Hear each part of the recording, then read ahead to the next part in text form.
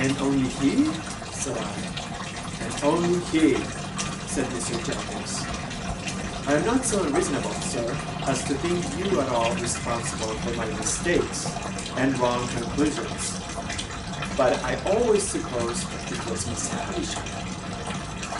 As you say, Pip, returned Mr. Jaggers, turning his eyes upon me coolly, and taking a bite of his forefinger.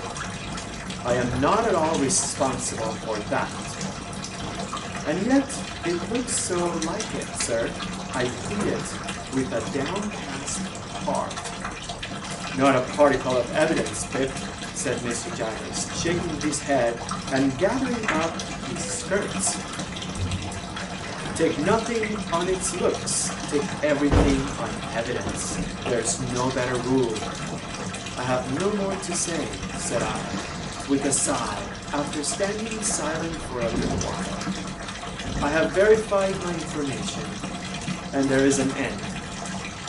And Magwitch, in New South Wales, having at last disclosed himself, said Mr. Jaggers, you will comprehend, Pip, how rigidly throughout my communication with you I have always adhered to a strict line of fact.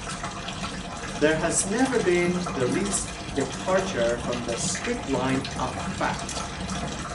You are quite aware of that. Quite, sir.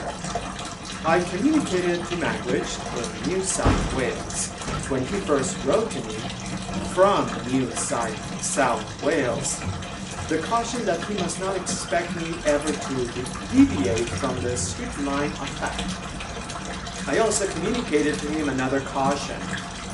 He appeared to me to have obscurely hinted in his letter at some distant idea of seeing you in England here.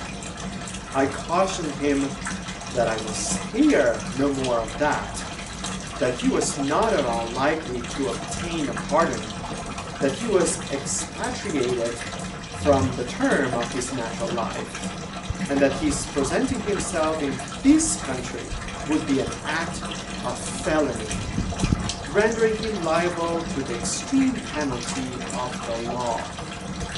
I gave Magwitch that caution, said Mr. Jaggers, looking hard at me. I wrote it to New South Wales. He guided himself by it, no doubt. No doubt, said I. I have been informed by Wemmick, pursued Mr. Jaggers, still looking hard at me, that he has received